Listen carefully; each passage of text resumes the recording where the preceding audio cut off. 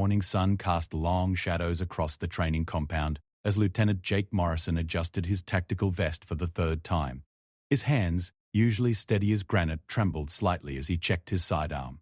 Today wasn't just another day at the Naval Special Warfare Center. Today, he would meet the man who would change everything he thought he knew about courage, sacrifice, and what it truly meant to serve. Jake had been a Navy SEAL for 4 years, but he still carried himself with the cockiness that came from surviving Hell Week and earning his trident. At 26, he was considered one of the rising stars in his unit. His teammates respected his tactical skills, his ability to think under pressure, and his unwavering commitment to the mission.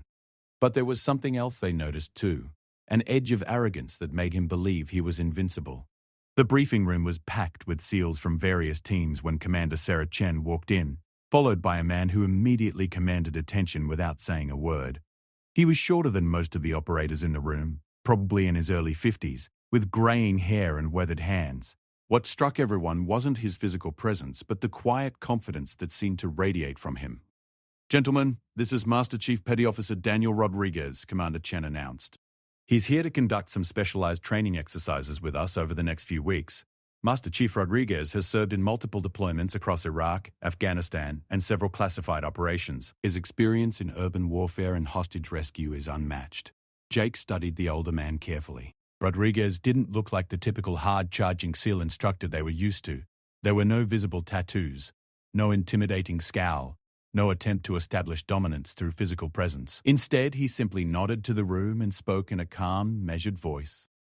"Over the next few weeks, we'll be working on scenarios that will challenge not just your tactical skills, but your decision-making under extreme pressure. Some of you might find these exercises uncomfortable. They're designed to push you beyond what you think you're capable of." The first exercise seemed simple enough. The team was divided into pairs and given a hostage rescue scenario. Jake was paired with Rodriguez, which initially frustrated him. He had hoped to work with one of his usual teammates, someone who knew his style and could keep up with his aggressive approach. The scenario was set up in a mock Middle Eastern village that had been constructed on the base. Intelligence indicated that a high-value target was being held in a compound surrounded by hostile forces. The mission was to extract the hostage with minimal casualties and maximum stealth. As they studied the layout, Jake quickly formulated what he believed was the optimal approach. "We go in fast and hard," he explained to Rodriguez, pointing at the tactical map. 2 entry points, maximum suppression, extract and exfil within 10 minutes. Rodriguez listened without interrupting, occasionally nodding. When Jake finished his briefing, the older SEAL asked quietly, "What about civilian casualties?" "Minimal acceptable losses," Jake replied automatically, using the standard military terminology. "The mission takes priority. And if the hostage is injured during our assault?" Jake paused, slightly annoyed by what seemed like unnecessary questions. "We adapt and overcome. That's what we do." Rodriguez nodded slowly. "Let's run it." The exercise began at 0600 hours. Jake moved with the fluid precision that had made him one of the top operators in his class. He signaled Rodriguez to take the secondary position as they approached the compound. Everything was going according to plan until they reached the final building where the hostage was supposedly being held. Through his night vision goggles, Jake could see 2 guards at the entrance. Standard protocol would be to neutralize them quickly and quietly, then proceed to the target room. He raised his weapon, ready to take the shot, when Rodriguez placed a hand on his shoulder. "Wait," the Master Chief whispered. Jake turned, irritated. "What's the problem? We have a clear shot."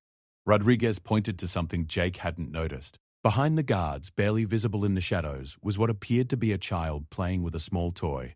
In the heat of the moment, focused on the immediate threat, Jake had missed this crucial detail. "One of those guards is just a teenage role player," Rodriguez explained quietly. "The other one has a family photo in his pocket." In real life, these could be forced conscripts, civilians coerced into standing guard. Your quick and clean approach might have just created 2 unnecessary casualties. Jake felt his confidence waver slightly, but he pushed the feeling aside. "So what's your suggestion? We can't wait here all night." What happened next would replay in Jake's mind for months to come. Rodriguez set down his primary weapon, keeping only his sidearm, and began to move toward the building using a completely different approach. Instead of the direct assault Jake had planned, he used the shadows and natural cover to position himself where he could observe the guards more carefully. After several minutes of patient observation, Rodriguez discovered that the guards were following a predictable patrol pattern. More importantly, he noticed that there was a service entrance that was completely unguarded for approximately 90 seconds every 10 minutes. Patience isn't just a virtue in this job, Rodriguez said as they waited for the next window. It's often the difference between completing a mission and creating a catastrophe. When their opportunity came, they slipped through the service entrance so smoothly that Jake barely realized they had moved. Inside the building, Rodriguez's methodical approach continued to pay dividends. While Jake's instinct was to clear each room aggressively, Rodriguez took time to listen, to assess, to understand the environment before making any move. In the target room, they found their hostage, another SEAL playing the role of a captured American diplomat. But they also found something unexpected: evidence that this was being used as a medical facility for civilian casualties. The scenario had been designed to test their ability to distinguish between legitimate military targets and civilian infrastructure that might be protected under international law. In the real world, Rodriguez explained as they prepared to extract, this changes everything. Do we risk compromising a civilian medical facility to extract one person? Do we call for additional support? Do we find another way? Jake realized that his original plan would have resulted in significant collateral damage to what was essentially a civilian hospital being used as a temporary holding facility. His fast and hard approach would have accomplished the immediate tactical objective while creating a much larger strategic problem.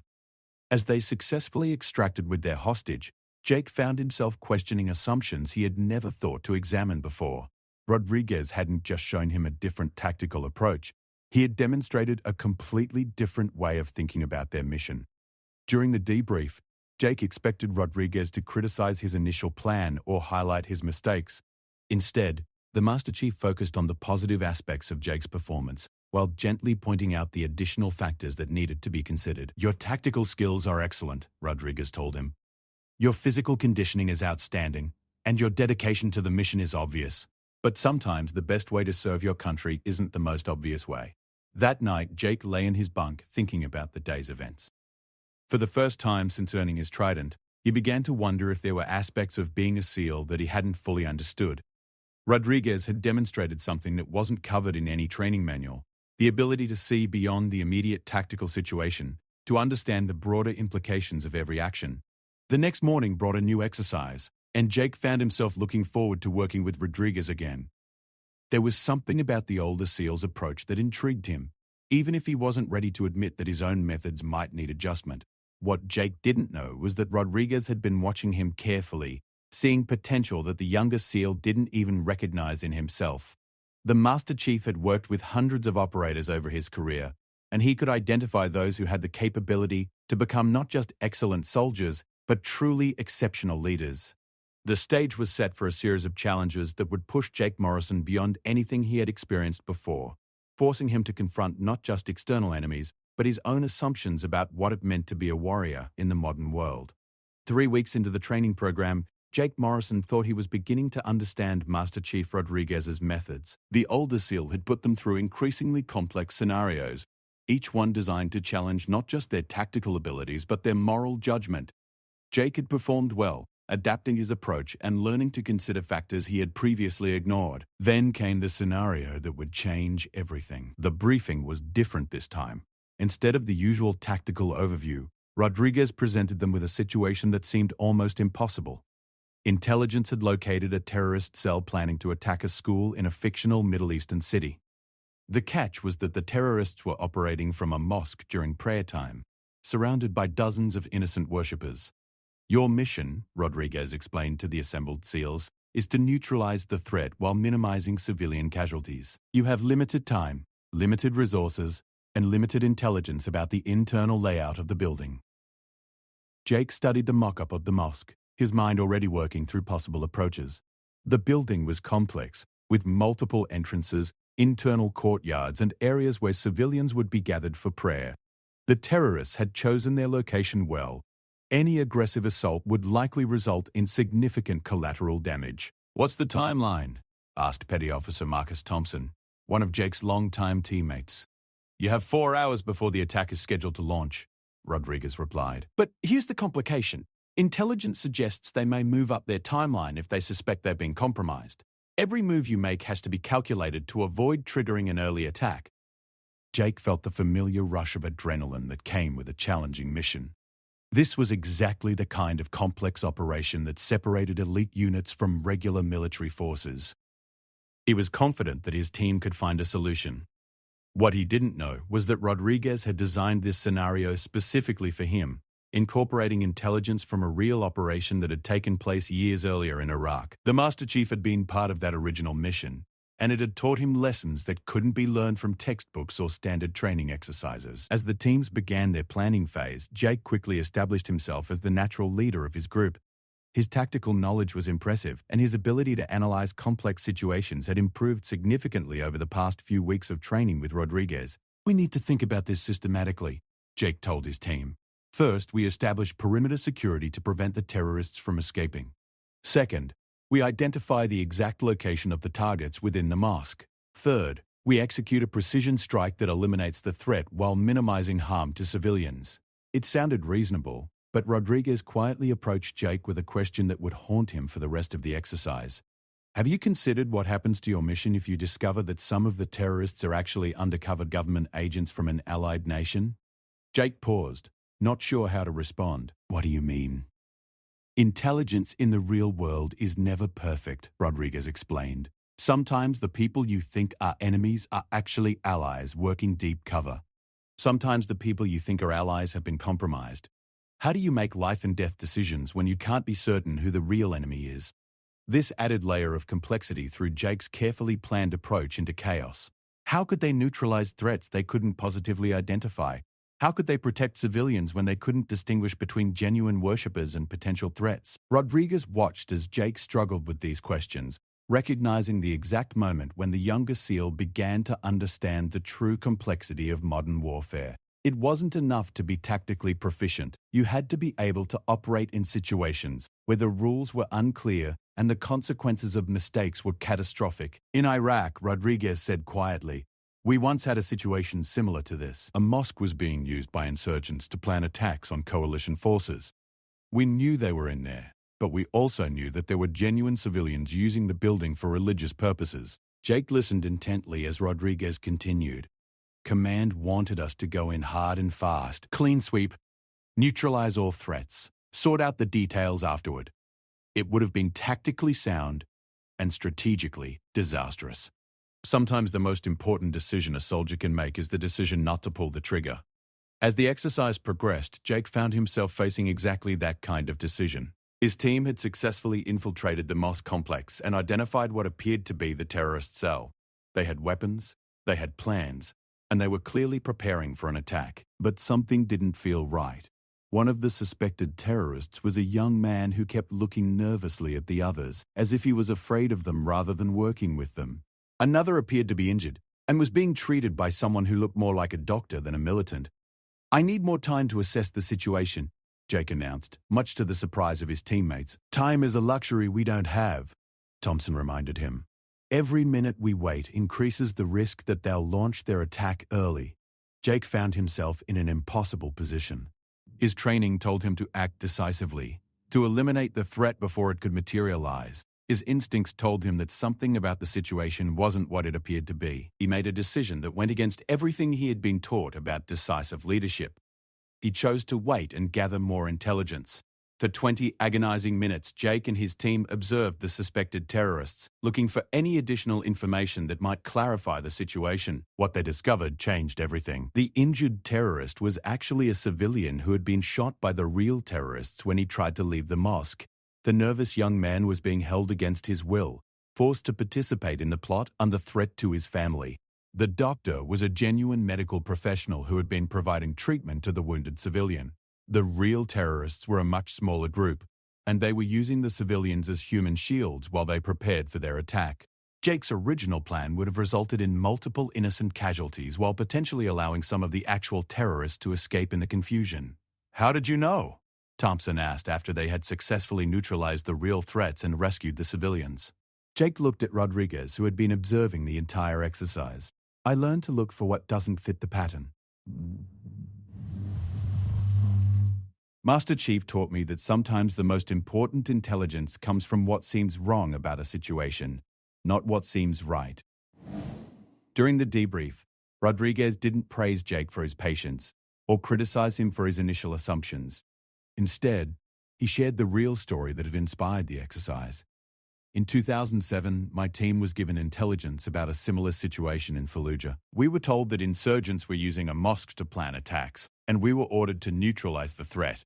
The first team that went in followed standard protocol: fast, aggressive, decisive. They eliminated the targets and secured the building. Rodriguez paused, and Jake could see the weight of memory in the older SEAL's eyes.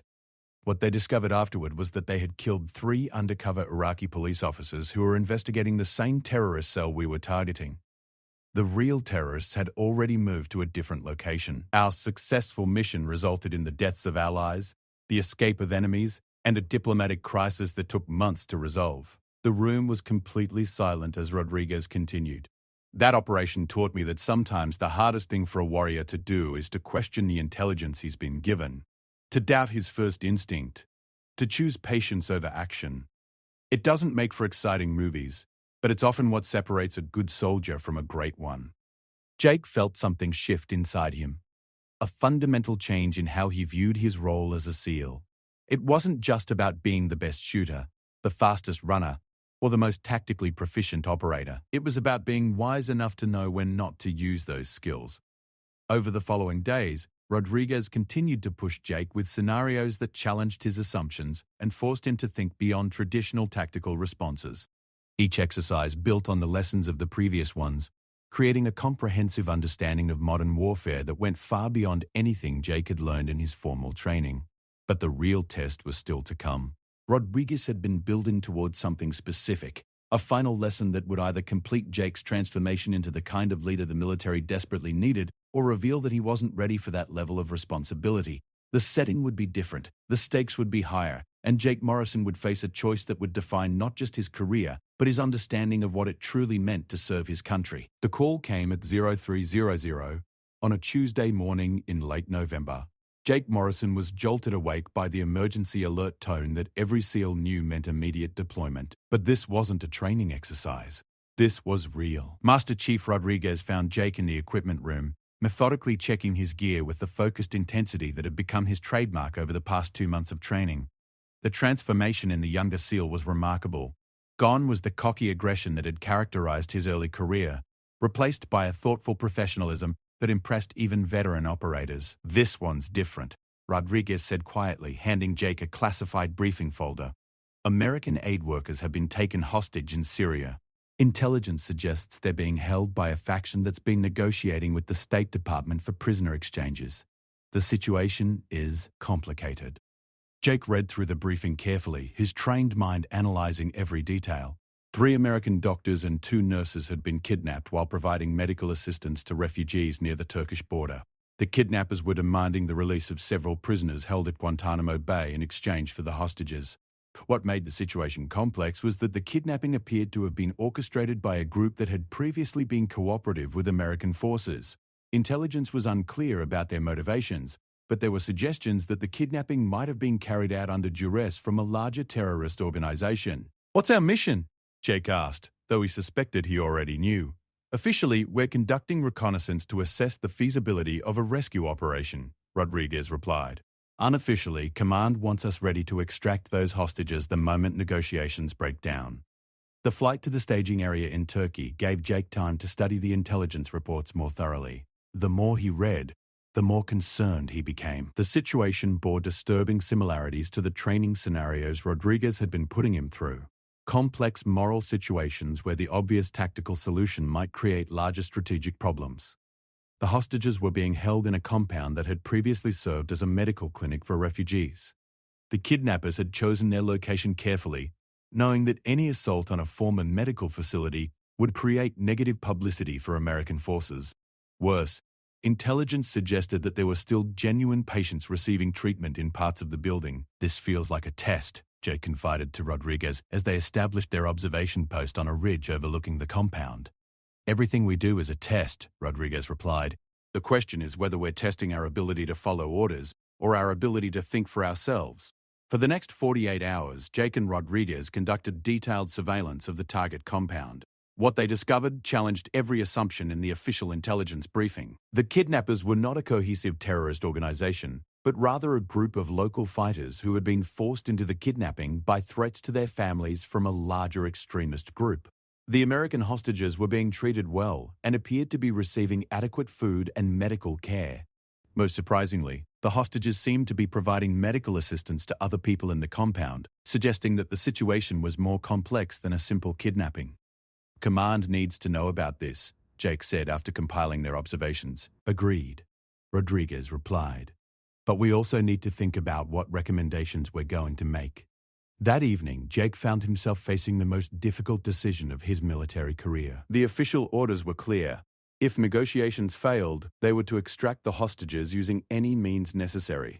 Command had made it obvious that they preferred a decisive military solution over prolonged diplomatic engagement, but Jake's surveillance had revealed that the optimal tactical approach would likely result in casualties among people who were essentially victims themselves, the local fighters who had been coerced into the kidnapping, the patients still receiving treatment in the facility, and possibly even some of the hostages if the extraction went wrong.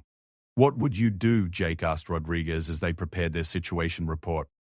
Rodriguez was quiet for a long moment, looking out at the compound through his night vision scope. 5 years ago, I would have told you to follow orders without question. A year ago, I might have suggested we find a creative way to interpret those orders. Tonight, I'm going to tell you something that might end my career."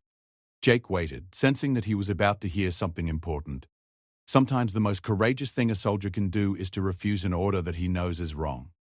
Not because he's afraid, not because he's incompetent, but because he understands the broader consequences better than the people giving the orders.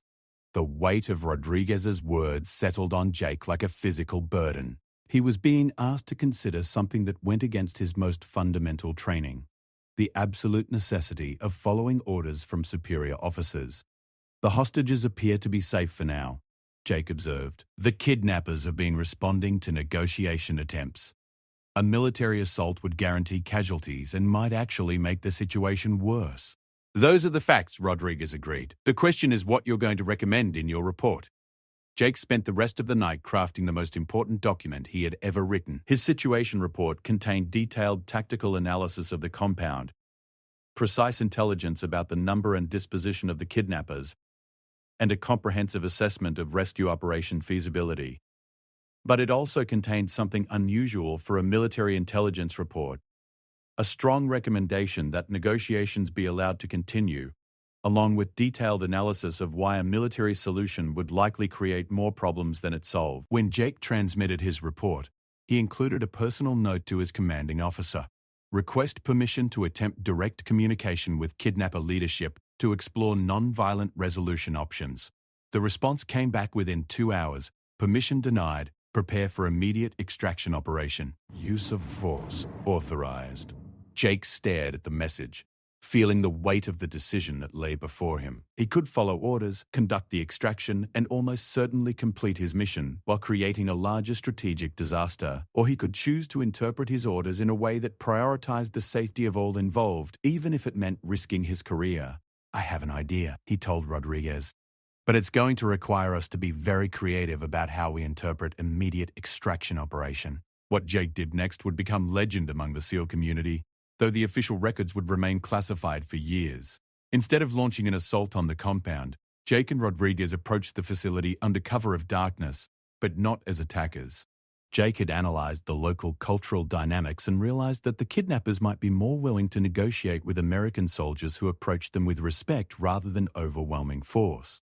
Using his limited Arabic and help from a local interpreter they had quietly recruited, Jake requested a meeting with the kidnapper leadership. His message was simple. He wanted to understand their situation and explore options that might benefit everyone involved. The meeting that followed was unlike anything in Jake's military experience. The kidnapper leader was a former teacher who had been forced into the operation when extremists threatened to kill his family. The American hostages confirmed that they were being treated well and had actually been providing medical care to local residents who couldn't access other treatment. "We do not wish to hurt the American doctors," the leader explained through the interpreter. "But if we release them without getting our families back, we will all be killed." Jake realized that the solution wasn't military action, but rather a carefully coordinated operation that addressed the underlying problem. Working through backchannels, he was able to arrange for the kidnappers' families to be quietly extracted to safety by Kurdish allies, removing the leverage that the extremist organization had been using to force the kidnapping. The hostages were released 18 hours later without a single shot being fired. The former kidnappers provided valuable intelligence about the extremist organization that had coerced them, leading to several successful operations against actual terrorist targets. The official after-action report credited Jake's innovative tactical approach for the successful mission. But the real story was shared only among the SEALs who worked with him. "You took one hell of a risk," Rodriguez told Jake as they prepared to return to the United States. "You taught me to take the right risks," Jake replied, "not the easy ones." 6 months later, Jake Morrison was promoted to lieutenant commander and selected to lead a new special operations unit focused on complex hostage rescue scenarios. Master Chief Rodriguez was assigned as his senior enlisted advisor, a partnership that would become one of the most effective in modern military history. The lesson that Jake learned during those intense weeks of training with Rodriguez became the foundation for a new approach to special operations. The understanding that true strength sometimes means choosing not to use force, that real courage sometimes requires questioning orders, and that the most important weapon a soldier can carry is not a gun, but wisdom. Years later, when Jake was asked to train a new generation of SEALs, he would always begin with the same lesson that Rodriguez had taught him. Your mission is not to be the best killer in the world. Your mission is to be the best decision maker in the world. Everything else is just technique. The story of one gun, one SEAL, and the lesson they would never forget became more than just a training anecdote. It became a new way of thinking about what it meant to serve, to lead, and to make the kind of decisions that could change not just the outcome of a mission, but the course of history itself.